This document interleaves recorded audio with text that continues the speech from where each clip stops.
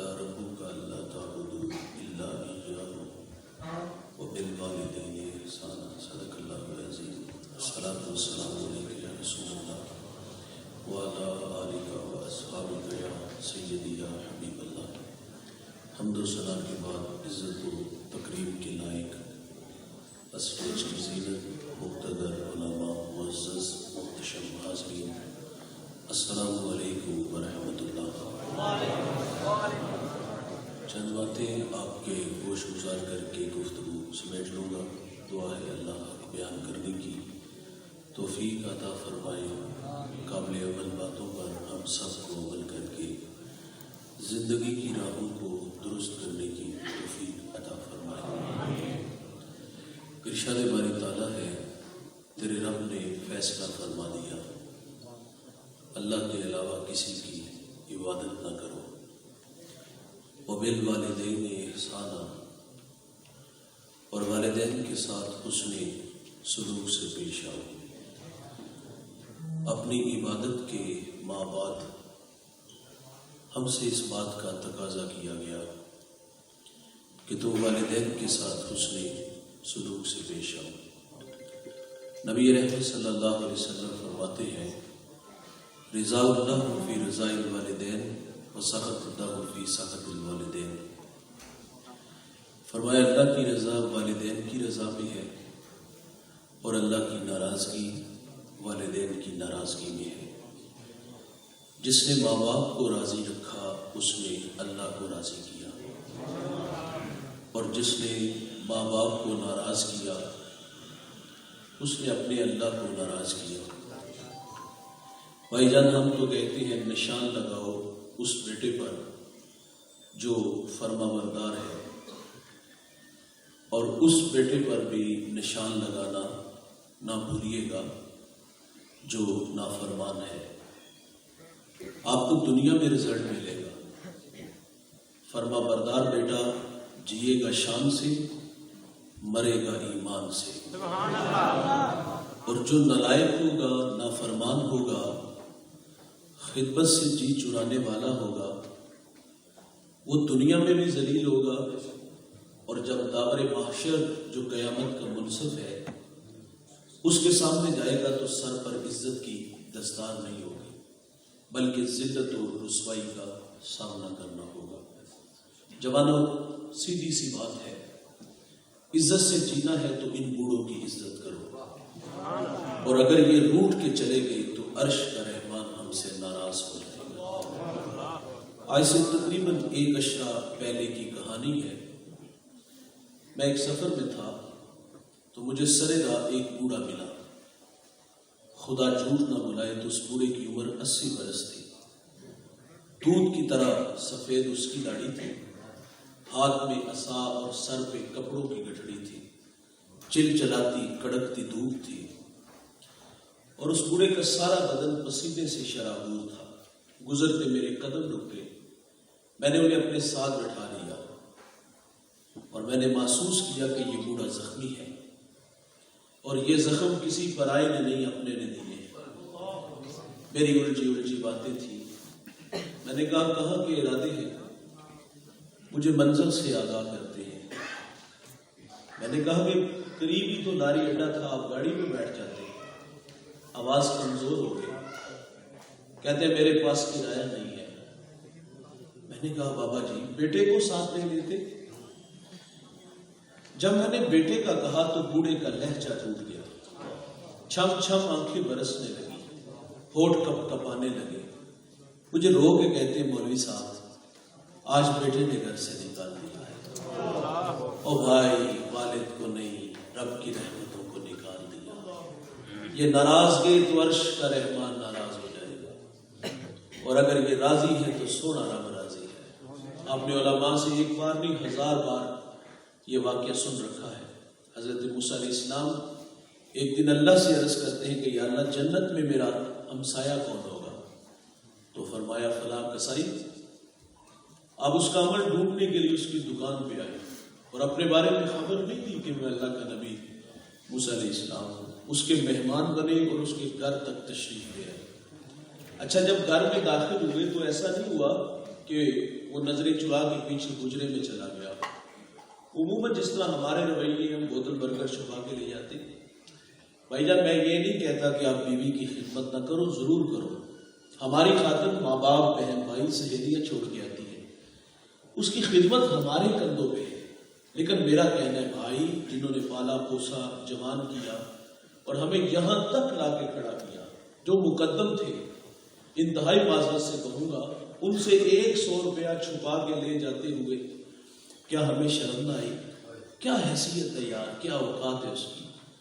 خیر موسیٰ علیہ السلام فرماتے ہم گھر میں داخل ہوئے تھے تو میں نے کیا دیکھا، اس نے سب سے پہلا کام یہ کیا، اس نے لکڑیاں جمع کی، آگ چلائی، اس پہ ہنڈیاں رکھی، اپنے ہاتھوں سے کھانا بنایا۔ جب کھانا تیار ہو گیا تو چارپائی پہ ایک نحیف سی گڑیا تھی، اس کو اٹھایا اور نوالے توڑ توڑ کے اس کے منہ میں رکھے، عاشقوں کی طرح خدمت کر رہا ہے۔ جب اس بوڑھی ماں نے کھانا کھا لیا تو وہ بڑبڑانے لگی، کچھ کہنے لگی۔ موسیٰ علیہ السلام فرماتے یہ کون ہے؟ تو وہ کہتا ہے یہ میرے ماں جی ہے۔ فرمایا یار یہ کچھ کہہ رہی ہے؟ تو وہ زیر لب مسکرایا، کہتا میں ایک عام سا انسان ہوں، سارا دن مزدوری کرتا ہوں، گوشت کاٹتا ہوں، رات گھر آتا ہوں تو ماں کی خدمت میں لگ جاتا ہوں، تو ماں بولی بالی ہے، بہت بڑی دعا دے دیتی ہے، تو مجھے تو تعجب بھی ہوتا ہے۔ موسیٰ علیہ السلام فرماتے ہیں یہ کیا کہتی ہے؟ تو وہ کہتا ہے کہ میری ماں کہتی ہے اللہ جنت میں تمہیں موسیٰ علیہ السلام کا پڑوس عطا فرمائے۔ اب کہتا ہے آپ ہی مجھے بتاؤ نا، کہاں اللہ کے نبی موسیٰ علیہ السلام اور کہاں میں؟ یقین جانو طبیعتوں میں نشہ پیدا ہو جاتا ہے۔ موسیٰ علیہ السلام فرماتے میں تیرے سامنے کھڑا ہوں، خدمت نبی سے ملا دیتی ہے بھائی، یہ بہت بڑی دولت ہے۔ یہ راضی ہے تو اللہ رہا، اور یہ راضی ان کی زندگی میں کرو۔ مرنے کے بعد تو ہم نے دیکھا نالائق بچے باز وہ ختم والے دے دی نا، فون کر رہے ہوتے نا کہ مہنگے سے مہنگا پھل میری ماں کے ختم میں آنا چاہیے۔ بھائی دماغ پہ زور دو، 2 ماہ پہلے ڈاکٹر نے کہا تھا، تاکید کی تھی کہ بوڑھے ہو گئے، نکاحت ہے، انہیں اچھی خوراک کی ضرورت ہے۔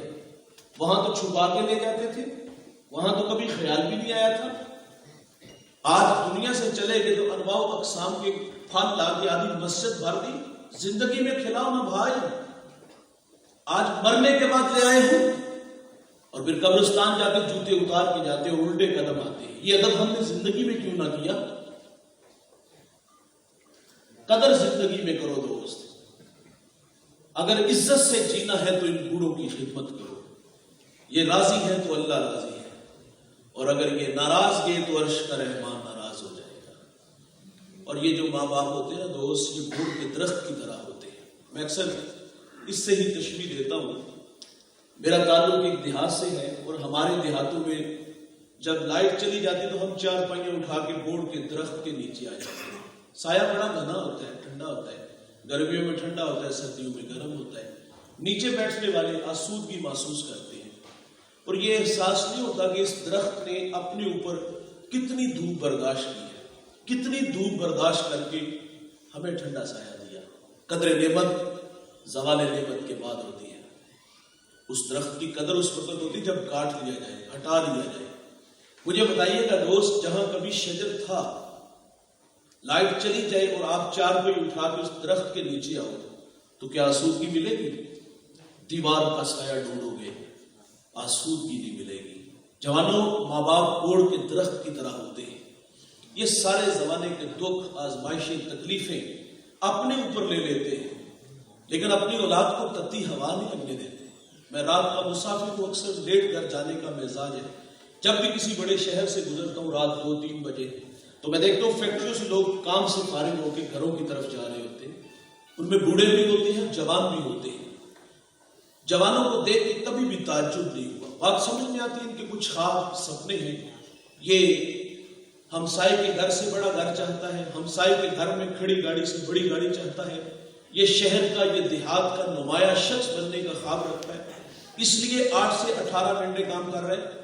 تعجب نہیں ہوتا، تعجب بوڑھوں کو دیکھ کے ہوتا ہے کہ یار وقت آرام کا تھا، خدمت کروانے کا تھا۔ یہ تو گھر سے نکلتا ہے سائیکل پر اور فیکٹری تک پہنچنے تک 10 جگہ پہ سانس لیتا ہے، اور کیا مصیبت پڑی ہے 18 گھنٹے فیکٹری میں دھکے کھانے کی. پھر یہ احساس ہوتا ہے یار پیٹ نہیں لگا، اس کے بھی تو تقاضے ہیں، شاید کہ پیٹ کے لیے یہ ساری دوڑ ہے. لیکن جب عمر دیکھتا ہوں کہ منہ میں دانت نہیں، انواع و اقسام کے کھانے پھل نہیں بوڑھا کھا سکتا، یہ اپنی ذات پہ کیا خرچ کرتا ہوگا؟ صبح چائے نہ رات کو دلیا. اپنی ذات پہ 50 روپے خرچ کرنے والا فیکٹری میں 18 گھنٹے کام کیوں کرتا ہے؟ میں والدین کی عظمت کو سلام پیش کرتا ہوں. ان کے پیش نظر ہوتا ہے پہلے بچے چھوٹے تھے اسکول پڑھتے تھے، اب کالج میں یونیورسٹیوں میں پڑھتے ہیں، اب تعلیمی اخراجات بڑھ گئے، انہیں پورا کرنے کے لیے بوڑھا 8 سے 18 گھنٹے کام کر رہا ہے. اور ہماری بوڑھی ماں گھر میں سلائی مشین چلا رہی ہے، نظر والی اینک لگ گئی. ہمارے گجرانوالہ کے پڑوس میں ایک چھوٹا سا شہر سیالکوٹ ہے، وہاں فٹ بال بنتے ہیں، تو وہ ہمارے دیہاتوں میں وہ فٹ بال لے آتے ہیں اور گھروں میں وہ عورتیں انہیں بنا کر کے بیچ کر کے پیسے وہاں سے لیتی ہیں، اور بعض کا تو ہاتھ بھی زخمی ہو جاتے ہیں. اور یار ہماری خاطر یہ خود ہارتے رہے. انہوں نے خواب سپنے دیکھے، اور والدین کے پیش نظر دوست یہ بھی ہوتا ہے کہ ہم پڑھے لکھے نہیں، کل کو ہمارے بچے ہماری جگہ پہ نہ کے کھڑے ہوں، ہمیں بڑا دیکھنے کے لیے ہارتے رہے. اور جب ہم بڑے ہوئے، معذرت سے کہوں گا بھائی، تو ماں باپ چھوٹے ہو جاتے ہیں. پھر اولاد تعارف کراتے بھی شرماتی. میرے دیہات کا ایک بوڑھا جوتے گانٹ گانٹ کر کے اس نے بچوں کو پڑھایا اور وہ لاہور چلے گئے. یہ وہاں ملاقات کے لیے چلا گیا، دیہات سے سوغات لے کے گڑ گنا وغیرہ وغیرہ. تو اس دن اس کے دوست بھی آئے ہوئے تھے. یہ ملاقات کرنے باہر آنے لگا تو کسی دوست نے کہا یہ کون ہے؟ تو اس نے کہا یہ دیہات میں ہمارا ملازم ہے. اور بھائی ماں باپ ہماری خدمت نوکروں کی طرح کرتے ہیں، لیکن نکمی اولاد کو تو نوکر نہیں سمجھنا چاہیے. ہمیں بڑا دیکھنے کے لیے خود ہارتے رہے، لیکن جب ہم بڑے ہوئے تو ماں باپ چھوٹے ہو گئے. اور یہ تو کوئی انگلش کا کوئی ٹیڑھا میڑھا لفظ بول دینا تو اولاد مذاق اڑاتی. 4 کلاساں پڑھ لیتے گل کے کر دی ہوتی. اور کبھی ماضی کی اورات پلٹو، وہ رت جگے، وہ پردیس کے دھکے، وہ فیکٹری پہ 8 سے 18 گھنٹے کی مشقت تمہیں یاد نہ آئی؟ آج رسوا کیا، آج تعارف کراتے ہوئے شرمائے. میں کہتا ہوں بھائی جان آپ بہت بڑے علامہ ہو، بہت بڑے مفتی ہو، بہت بڑے سرمایہ دار ہو، بہت بڑے تاجر ہو، سیاستدان ہو، جب گھر جاؤ نا تو یہ سارے اسٹار اتار کے جایا کرو. جب گھر جاؤ تو وہی 25 سالہ پرانا ببلو جو ماں پیار سے تمہیں پپو کہتی تھی وہ بن کے جایا کرو. لیکن ہم گھر میں بھی جاتے ہیں تو بڑے بن کے جاتے ہیں، وہ بھائی چھوٹے بن کے جایا کرو. امام اعظم کتنا قداور شخص ہے یار، شہر کا سب سے بڑا مفتی ہے. ماں بیٹے سے کہتی بیٹا میں نے فلاں بوڑھے عالم سے مسئلہ پوچھنا ہے، سواری تیار کرو. امام اعظم یہ تو نہیں کہتے کہ ماں سوال کرو جواب ملے گا، دلائل کی انبار لگاؤں گا، تشفی ہوئی تو ٹھیک ورنہ چلے جائیں گے. یہ بھی نہیں کہتے ماں میں عمر میں چھوٹا ہوں لیکن علمی قد تیرے بیٹے کا بڑا ہے، اور جس شخص کے پاس مجھے لے جا رہی ہو وہ خود مجھ سے اصلاح چاہتے ہیں، ان کے پاس جانے سے میری توقیر کم ہوگی. نہ بھائی، بولے والے بن جاتے، سواری تیار کرتے، ماں کو بٹھاتے اور اس عالم کے دروازے پر چلے جاتے. وہ دیکھ کر کے شرمندہ ہوتے کہ یہ تو مجھ سے بڑے عالم ہیں. آپ فرما دیں کہ میری والدہ نے آپ سے کوئی مسئلہ پوچھنا ہے، ان کی تشفی فرما دیں. اگر اس عالم کو سوال کا جواب نہ آتا تو امام اعظم آہستہ آواز میں اس عالم کو اس سوال کا جواب بتاتے اور فرماتے تھوڑی سی اونچی آواز میں میری ماں کو یہ مسئلہ بیان کر دو. اور ان کے پاس بڑا بن کے نہیں یار، چھوٹا بن کے جایا کرو. ان کی قدر ان کی زندگی میں کرو یار. یہ دنیا سے روٹ کے چلے گئے نا، آپ زندگی سے راستہ مانگو گے، زندگی آپ کو راستہ نہیں دے گی. آج وقت ہے، آج اللہ نے ہمیں موقع دیا ہے تو ہم اپنے بوڑھوں کی خدمت کریں اور ان کی خدمت کر کے اپنے رب کو راضی کر لیں. اور جنہوں نے ماں باپ کی خدمت کی، تعظیم تکریم کی، ان کے نام تذکریات بھی باقی ہیں. میرے نبی صلی اللہ علیہ وسلم یمن کی طرف منہ کرتے ہیں، قمیض کے بٹن کھولتے ہیں اور لمبے لمبے سانس لیتے ہیں اور کیا فرماتے ہیں؟ انی لاجد ریح الرحمان، مجھے یمن کی طرف سے یار کی خوشبو آتی ہے. آپ جانتے ہو وہاں کون تھا؟ حضرت اویس کرمی رضی اللہ تعالیٰ عنہ.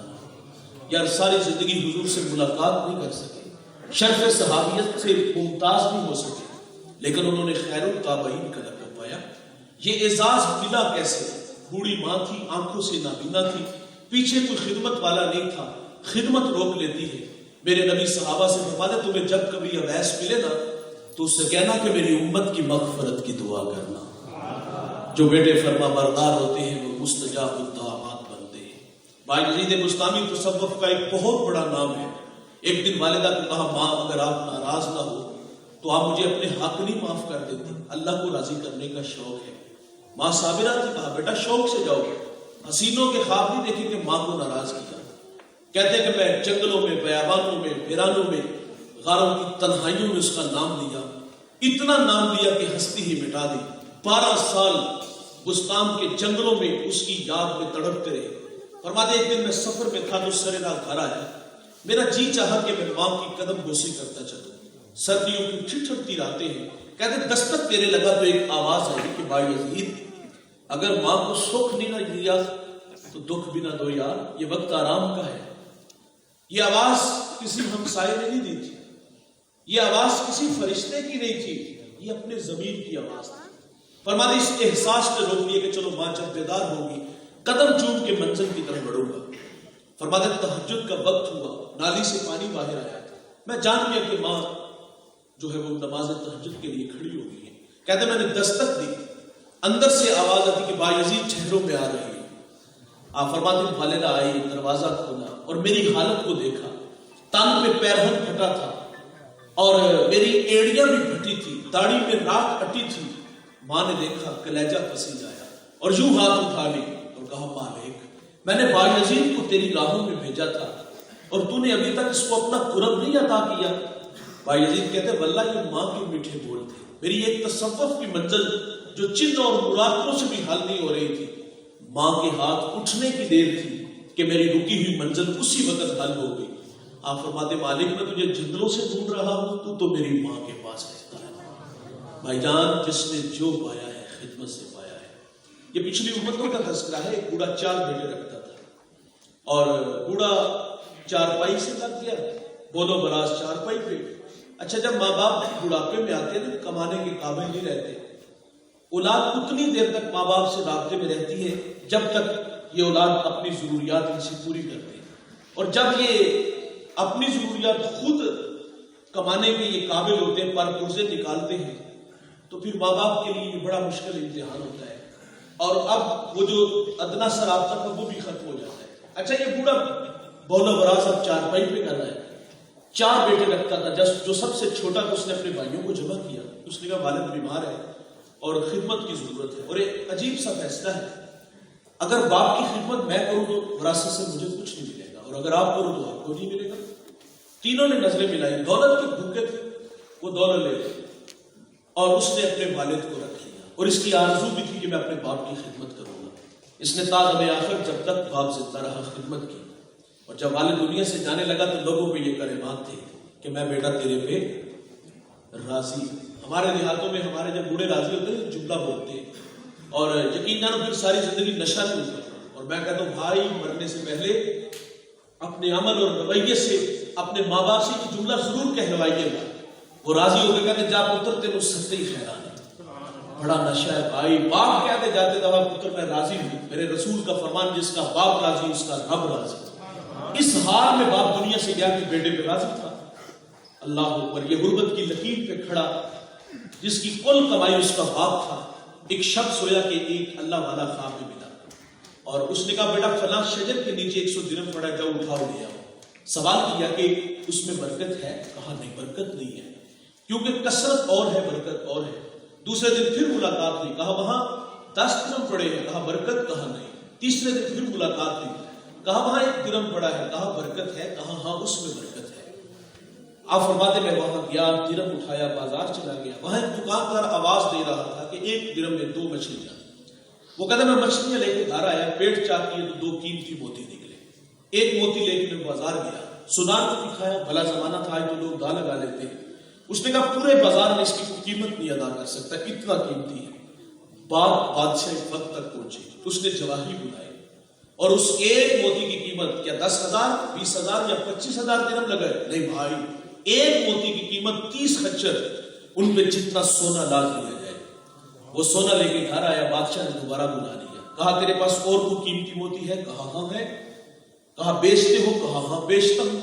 قیمت؟ کہا اب ریٹ میری مرضی کا ہوگا، اب ڈبل لوں گا۔ 60 خچر سونا لاد کے لے گیا۔ یقیناً بادشاہ کے بعد اس شہر کا سب سے امیر شخص وہ ٹھہرا۔ کون بھائی؟ جس نے اپنے بوڑھے باپ کی خدمت۔ اور یہ دولت ہی سب کچھ نہیں یار، یہ ٹگئی سب کچھ نہیں، یہ زمینیں سب کچھ نہیں، وہ ماں باپ بہت بڑی دولت ہے یار، اس دولت کی قدر کرو۔ لیکن اس دولت کی قدر ہم نے دیکھی ہے بڑھاپے میں، جب وراثت تقسیم ہوتی، بھائی جھگڑے وراثت پہ۔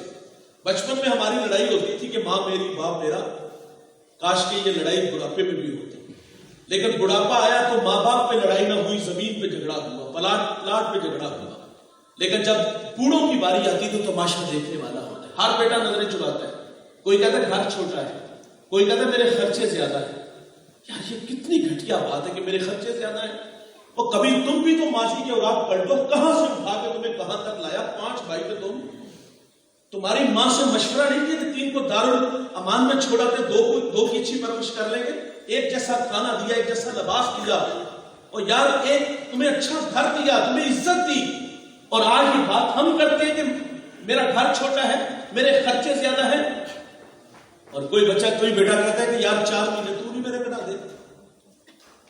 اور کچھ نالائق تو ایسے بھی وہ کہتے ہیں یہ بوڑھا کھانستا ہے تو میرے بچوں کی نیند خراب ہوتی ہے۔ مقافات عمل ہے دوست، آج ہمارے بچوں کی نیند خراب ہوتی ہے تو کل کو آپ کے بچوں کی بھی نیند خراب ہوگی۔ تو اس دولت کی قدر کرو یار، ان کی زندگی میں کرو۔ میرے نبی فرماتے ہیں الا انبئکم باکبر الکبائر، فرمائے صحابہ میں تمہیں بڑے بڑے گناہوں کی خبر نہ دوں؟ عرض کیا کہ ارشاد فرمائیے، فرمایا الاشراک باللہ، اللہ کے ساتھ کسی کو شریک ٹھہرانا، وعقوق الوالدین، والدین کی نافرمانی کرنا، وقول الزور، جھوٹی گواہی دینا۔ بڑے گناہوں میں ایک گناہ ماں باپ کی نافرمانی ہے۔ ترمذی کی روایت، ابو ہریرہ راوی ہے، باب الفتن میں یہ روایت موجود ہے۔ میرے نبی فرماتے جب میری امت میں 15 بری خصلتیں آ جائیں گی، ریحن حمراء، امت انتظار کرے سرخ آندھیوں کا، وزلزلہ زلزلوں کا، فرمایا انہیں زمین میں دنسا دیا جائے گا اور آسمان سے بھی تابڑ توڑ حملے ہوں گے۔ وہ 15 بری خصلتیں کون کون سی ہیں؟ فرمایا عزت تخذ الفیء ودونا، فرمایا جب حکمران طبقہ سرکاری خزانے کو دونوں ہاتھوں سے لوٹنا شروع کر دے گا، والامانۃ مغنمن، جس کے پاس امانت رکھی جائے گی ذاتی مال سمجھ کے ہڑپ کر جائے گا، والزکاۃ مغرمن، مالدار لوگ زکات دینا چھوڑ دیں گے، وتولوا لغیر الدین، علماء دین دنیا کے طلبگار بن جائیں گے، وَأَطَاعَ رَجُلُ امْرَأَتَهُ، آدمی بیویوں کے فرما بردار ہوں گے، وَأَبْقَى أُمُّهُ، ماؤں کے نافرمان ہو جائیں گے، وَأَدْنَى صَدِيقَهُ، دوست کے ساتھ حسن سلوک سے پیش آئیں گے، وَأَقْصَى أَبَاهُ، باپ کے ساتھ بد سلوکی کریں گے، وَشُرِبَتِ الْخُمُورُ، شرابیں عام ہوں گی۔ اس امت کا اول آخر پہ لان تان کرے گا، تو پھر کیا ہوگا؟ سرخ آندیاں چلے گی، پھر کیا ہوگا؟ زلزلے آئیں گے، پھر کیا ہوگا؟ انہیں زمین میں دنسا دیا جائے گا، پھر کیا ہوگا؟ آسمان سے یالا باری ہوگی۔ کب جوانوں؟ جب ماں باپ دکھی ہو جائیں گے۔ کب میرے بھائی؟ جب ماں باپ اولاد کے رویوں سے نالا ہوں گے۔ پھر رحمت خدا بندی اس قوم کے بیٹوں سے ناراض ہو جائے گی، اور ناراضگی کا اظہار کیسے ہوگا؟ کبھی سرخ آندیاں چلیں گی، کبھی زلزلے آئیں گے، کبھی زمین میں دنسا دیا جائے گا، کبھی آسمان سے تابڑ توڑ حملے ہوں گے۔ جب ماں باپ دکھی ہوں گے تو خدا کی رحمت اس قوم کے بیٹوں سے ناراض ہو جائے گی۔ ایک صحابی نے حضور سے عرض کیا بندہ نواز، قیامت کب آئے گی؟ کوئی نشانی تو ارشاد فرمائے۔ میرے نبی فرماتے جب مائیں ذلیل ہو جائیں گی تو قیامت آ جائے گی۔ گھر گھر کی کہانی ہے بھائی، آج ماں باپ اولاد کے رویوں سے دکھی ہے۔ میرے ایک ملنے والے ہیں، ملاقات ہوئی تو چہرہ اترا ہوا دیکھا، سوال کیا خیریت ہے تو پھوٹ پھوٹ کے رونے لگے۔ کچھ آنسو تھمے تو میں نے پھر کہا کچھ بتائیں تو صحیح۔ مجھے کہتے آج بیٹے نے منہ پہ تھپڑ مارا ہے۔ میرا ہاتھ پکڑا، سر پہ رکھا، یقین مانیے گا ایسا لگا کہ ابھی ہی پھٹ جائے گا۔ میری ملاقات اس بڑھیا سے 1-2 ہفتے بعد دوبارہ ہوتی، میں نے آپ دیدہ دیکھا، میں نے کہا ظالم نے پھر مارا، تو مجھے کہتے اس نے کچھ نہیں کہا، تیری باتوں نے دکھی کیا ہے۔ میں نے کہا میں نے بہن کیا کہا آپ کو؟ وہ کہتے میں نے یہ تیری باتیں سوشل میڈیا پہ سنی، بہت سارے لوگ تیرے سامنے بیٹھے ہوئے تھے۔ کہتے میرا دل ڈوبنے لگا، خوف کھانے لگا کہ اتنے لوگوں میں سے کسی نے میرے بیٹے کو بد دعا نہ دی ہو۔ میں نے کہا ظالم تو تھپڑ مارتا ہے اور وہ تیری زندگی کی بھیک مانگتی ہے. بہت بڑی دولت ہے یار لیکن ہم نے قدر نہ کی. مجھے جنوبی پنجاب سے ایک صاحب کال کرتے مولانا میں نے آپ سے مشورہ کرنا ہے, کہانی سنیے گا. سنیں گے آپ؟ کہانی اس کی یہ ہے, وہ کہتا ہے میری ماں جوانی میں بیوہ ہوئی, اکیلا ہوں, کوئی بہن بھائی نہیں. اس بات کا احساس ہے کہ ماں کے احسان بڑے ہیں, بڑی محنت سے پالا ہے. وہ کہتا میں بڑا ہو گیا ہوں, شادی شدہ ہوں, گھر میں نو ساس کا جھگڑا ہے, لیکن وہ کہتا ہے گھر میں جو میں دیکھتا ہوں اس میں ماں کا قصور زیادہ ہے, گھر والی کا نہیں ہے. تو اب آپ مجھے مشورہ دیں کہ میں کیا کروں؟ تو میں نے کہا بھائی در گزر کرو, در گزر یا اس کو بھی سمجھاؤ جس کا پیچھے ماں باپ چھوڑ کے یہ بھی تو ماں باپ ہے نا. اور میں نے کہا میں آپ کو یہ مشورہ دے سکتا تھا کہ اور بھائی ہوتا تو اس کے پاس بھیج دیتا. تو مجھے کہتا مولانا میرے ذہن میں ایک ترکیب آئی ہے, سنیے گا آپ بھی ترکیب. تو وہ کہتا میں اپنی ماں کا نکاح نہ کر دوں. میں نے کہا تیری ماں کی عمر کتنی ہو گئی؟ وہ کہتا 60 سال. میں نے کہا ظالم جوانی تو تیرے نام لگا دی, اور جب اسے سہارے کی ضرورت تھی تجھے سہارا سمجھتی رہی, کتنی گندی نظروں کی شکار بھی ہوئی ہوگی, اور آج اسے تیری ضرورت اور تو اس کو گھر سے نکال گئے. بھائی جان اگر قدر نہ کرو گے تو عرش کا رحمان ہم سے ناراض ہو جائے گا, اور قدر زندگی میں ہے بھائی. میرے کریم آقا صلی اللہ علیہ وسلم تعلیم دیتے ہیں, ارشاد فرماتے ہیں کہ جنت تمہاری ماں کے قدموں تلے ہے, اور پھر عمل رسول اللہ صلی اللہ علیہ وسلم ہمیں کر کے بھی دکھاتے ہیں. آپ مصلی امامت میں کھڑے ہیں اور تا حد نظر اصحاب ہیں. میرے نبی کی آنکھوں میں آنسو آ گئے, ماں کی یاد آئی. اللہ اکبر, یہ مکی دور نہیں, یہ مدنی دور ہے. یہاں آداب کی بھی آیتیں اتر چکی ہیں, جہاں صحابہ کتار اندر کتار کھڑے ہیں اور حضور مصلی پہ ہیں اور ماں کی یاد آئی. بھائی جب مثال سے عرض کروں گا, جس شخص نے دکھوں کا دور دیکھا ہو نا, خوشحالی ہے تو انسان آرزو ضرور کرتا ہے یار کاش کہ آج ماں باپ ہوتے. ہم جہاں بھی کہیں بیٹھتے ہیں دوست, تو ہماری کہانیاں تقریباً ملتی جلتی ہوتی ہیں. کبھی غربت کی لکیر پہ کھڑے تھے, ایک وقت کا ہوتا تھا ایک وقت کا ہوتا نہیں تھا, اچار سے روٹی کھا لیتے تھے, لسی میں نمک مرچ بھگو کر کے کھا لیتے تھے. آج دسترخوان پہ انواع و اقسام کے کھانے پھل ہیں. حسرت ہوتی ہے کہ یار کاش کہ آج ماں باپ ہوتے. کبھی کوئی گلی محلے میں نہیں جانتا تھا, رشتے دار ہی نہیں پہچانتے تھے, یار آج پوری دنیا میں شہرت ہے, کاش کے ماں باپ ہوتے. اور کبھی پاس سائیکل نہیں تھا اور آج جہازوں کا سفر ہے, کاش کے ماں باپ ہوتے تو یہ عزت والا ماحول بھی دیکھتے. یہ انسانی فطرت ہے. میرے ایک دوست نے گاڑی لی, میں نے مبارکباد دی تو بے اختیار آنکھوں میں آنسو ہے. میں نے کہا خوشی کی ہے یا ماضی کی تلخیاں؟ وہ کہتا ہے ایک زمانہ تھا کہ ماں بیمار ہو گئی اور میرے پاس اتنے پیسے نہیں تھے کہ میں ماں کو گاڑی پہ بٹھا کے ہاسپٹل لے جاتا. وہ کہتا ماں کو گدا گاڑی پہ بٹھایا اور ماں راستے میں ہی زندگی کی بازی ہار گئی. وہ کہتا آج سب کچھ ہے, ماں نہیں ہے. اور یہ بڑا یاد آتے ہیں یار. میں 1997 میں اکثر دوستوں کو اپنی بھی کہانی کبھی کبھی سناتا ہوں. میں 1997 میں قبلہ مصطفی صاحب کے پاس تعلیم حاصل کرنے آیا تو میری والدہ نے انگلی تھماتے ہوئے ثاقب صاحب کو کہا کہ میری آرزو ہے جس طرح آپ ممبر پہ بیٹھ کے اللہ رسول کی باتیں سناتے ہو, یہ بھی انہی راہوں کا مسافر بنے.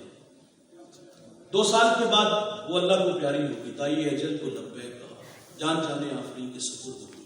سب نے چلے جانا ہے, ہم نے بھی چلے جانا ہے, ہم راضی بر رضا ہے, لیکن جانے والے یاد بڑا آتے ہیں. وہ کیا کسی نے کہا تھا نا کہ مرنے والے یہ بات کیا جانے جینے والوں پہ کیا گزرتی ہے, اپنوں کے بغیر زندگی بڑی ادھوری ہو جاتی ہے.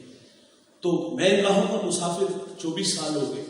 اللہ نے بڑی عزتوں سے نوازا, لیکن یقین یعنی کبھی کبھی یہ آنکھیں ڈھونڈتی ہیں اس بری ماں کو کہ میں لوگوں سے مخاطب ہوتا, اللہ رسول کی باتیں سناتا, وہ پردے میں بیٹھ کے سنتی تو میرا قد کس قدر بڑھ جاتا.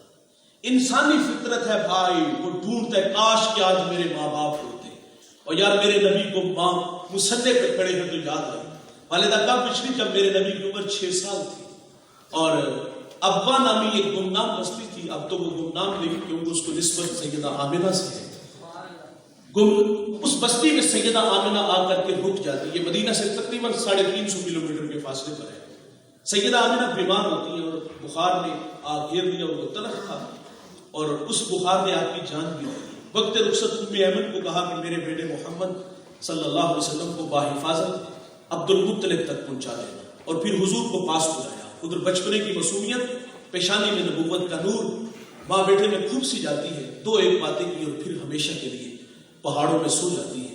فرماتی بیٹا کل حی میت کل جدید بال کل کبیر یفنا وانا میتۃ وذکر باق وولدت طہرا. فرمایا بیٹا ہر نئی چیز نے پرانا ہو جانا ہے، ہر باقی نے فنا ہو جانا ہے. فرمایا بیٹا میں بھی جا رہی ہوں لیکن سنو میرا ذکر باقی رہے گا. فرمایا اس لیے کہ میں تیرے جیسا پاکیزہ اور ستھرا محمد چھوڑ کے جا رہی ہوں. سانسوں کی مالا ٹوٹ گئی، موتی فضا میں بکھرے. حضور ماں سے لپٹ کے روئے، پھر ننھے ہاتھوں سے کالے پتھروں کی قبر بنائی، آنسوؤں کا چھڑکاؤ کیا. جہاں تک ماں نظر آتی رہی میرے نبی پلٹ کے ان کالے پتھروں والی قبر کو دیکھتے ہیں. میں جب پہلی دفعہ سیدہ آمنہ کے مزار پہ حاضر ہوا، ہم سیدہ کے قدموں میں تھے، میرے ساتھ کچھ علماء تھے. ہم رخصت ہونے لگے تو میں نے دوستوں کو عرض کیا کہ یار آج ہم بھی یہاں سے جس طرح میرے رسول ماں سے رخصت ہوئے اور پلٹ کے ماں کی قبر کو دیکھتے ہیں، تو کہا آج ہم بھی اسی آداب کو اپنائیں گے.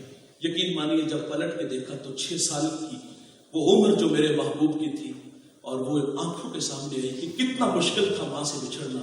پھر وہ ہچکیاں اور سسکیاں، مقام بدر وہاں سے تقریباً 85 کلومیٹر ہے.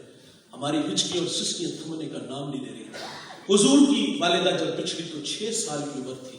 وہاں قبر بناتے ہیں، پلٹ کے دیکھتے ہیں. ام ایمن کہتی میں حضور کو لے کے پہاڑ سے نیچے آ گئی اور جب میں نیچے اتری تو دیکھا تو حضور میرے ساتھ نہیں تھے. فرماتی میں پھر دوبارہ پہاڑ پہ چلی تو میری آنکھیں کیا دیکھتی ہیں کہ حضور ماں کے سرانے کھڑے ہیں اور وہاں کھڑے ہو کر کہہ رہے تھے امی جی آپ تو جانتے ہو کہ میرا اس دنیا میں آپ کے سوا کوئی بھی نہیں ہے. ام ایمن کی جان نکل گئی، سینے سے لگا لیا. میرے نبی فرمایا کرتے تھے ام ایمن میری ماں کے بعد میری ماں لگتی ہے. آج ماں کی یاد آئی، صحابہ کو کلام کیا. فرمایا کاش کہ آج ماں ہوتی، نماز عشاء کو میں پڑھا رہا ہوتا، ماں مسجد نبوی کے دروازے پہ آ کے کہتی ابن محمد، بیٹے محمد میری بات سنو. میرے نبی فرماتے میں نماز توڑ کے پہلے اپنی ماں کی بات کو سنتا. بھائی جان ماں باپ بہت بڑی دولت ہے بھائی، اس دولت کی قدر کرو یار. ناراض ہے تو معذرت کر لو، اگر مدت ہوگی دیکھ کر کے راستہ بدل لیتے تھے. آج ان کی راہوں میں کھڑے ہو جاؤ، ان کے قدموں میں بیٹھا کرو، ان سے دعائیں لیا کرو یار، انہیں بھی محبت اور عزت دیا کرو. میں آخر پہ ضرور یہ بات کرتا ہوں کہ یار ٹھیک ہے آپ بڑے ہو گئے ہو اور مصروف ہو گئے ہو، لیکن اپنی مصروفیات سے یار کم از کم 1 گھنٹہ ضرور اپنے والدین کے لیے مختص کر دیا کرو. ان کے قدموں میں بیٹھا کرو، ان کے پاؤں دبایا کرو، ان سے مشورہ کیا کرو، ان کے لیے تحائف لایا کرو. کبھی پھول لے آئے، کبھی کپڑے لے آئے، کبھی دوستوں سے ملانے لے گئے، کبھی باہر سے کھانا کھلانے لے گئے، کبھی پرانے دوستوں سے ملانے لے گئے. یقین جانیے آپ ماں باپ کو عزت دینا اور وقت دینا شروع کر دو، یہ بوڑھے نہیں مرتے. اور یہ مرتے اس وقت ہے جب اولاد توجہ نہیں دیتی. بعض کا اولاد کو یہ بھی دھوکہ لگتا ہے کہ ہم ایک ماں بعد 2 4 5 ہزار ان کی خدمت کرتے ہیں، بس اتنا ہی کافی ہے، اور شاید کہ یہ ہماری راہوں میں بیٹھتے بھی اس لیے. بھائی جان یہ آپ کی دولت کے بھوکے نہیں، زندگی میں بڑا کمایا ہوتا ہے اور خرچ بھی آپ لوگوں پہ کیا ہوتا ہے. یہ آپ کی دولت کے بھوکے نہیں ہوتے یار، یہ صرف آپ کے وقت کے بھوکے ہوتے ہیں. یہ ہمارے بچے ہمارے پاس بیٹھے، بھائی جان انہیں وقت دیا کرو، ان کی قدر کرو اور زندگی میں کرو. اور آخر میں 1 2 بات گفتگو سمیٹ لیتا ہوں. دیکھیں میں نے ابھی آپ کو اتنی ساری باتیں سنائی تو دل میں شوق اور جذبے پیدا ہوئے. جن کے ہیں وہ تو معذرت کرے اور جن کے نہیں ہے وہ تو آرزو ضرور کرتے ہیں. جس طرح میرے والدین نے آرزو تو مچلتی یار ہوتے تو ان کی خدمت کرتے، خدمت کر کے اللہ کی رضا حاصل کرتے، وہ راضی ہوتے تو اللہ راضی ہوتا. یہ دل میں شوق پیدا ہوتا ہے یار ہوتے تو خدمت کرتے. یہ بھی شوق پیدا ہوتا ہے یار اب کون سا ایسا عمل کریں کہ وہ قبروں میں آسودہ ہو. تو آئیے ایک خوبصورت بات اپنے ساتھ لے کے جائیے گا. واصف علی واصف سے کسی نے کہا تھا کہ اگر ماں باپ نہ ہو تو ان کے ساتھ حسن سلوک کوئی کرنا چاہے، کوئی عمل وظیفہ ہے؟ تو فرمایا ہاں ہے.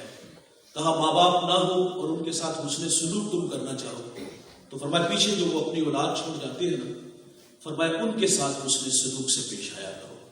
ماں باپ قبروں میں آسودہ ہوں گے. میں عرض کروں گا بھائی اس مجمع میں کچھ بھائی امیر ہیں تو کچھ بھائی غریب بھی ہوں گے. کتنا اچھا ہے یار امیر بھائی اپنے غریب بھائی کی کفالت لے لے، لیکن معذرت سے ایسا نہیں ہوتا.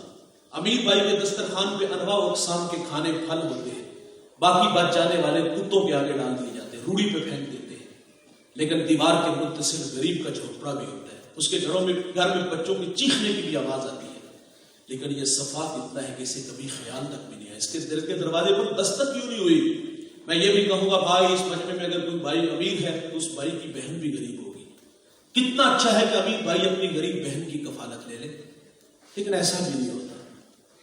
غریب بہن تو یار بھائی سے رشتہ لینے آ جائے تو بھائی کے تیور دیکھنے والے ہوتے ہیں۔ تجھے جرت کیسے ہوئی؟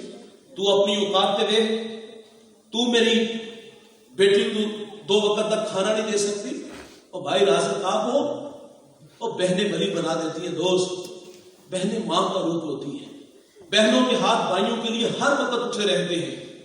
یہ بھائیوں کو اچھی لگتی نہیں، لیکن بھائیوں کے حق میں اچھی بڑی ہوتی ہے۔ بھائی جان، اپنی بہنوں کو عزت دو یار۔ اگر چاہتی ہو کہ ماں باپ قبروں میں آسودہ ہو تو اپنی دکھی بہنوں کی مدد کیا کرو۔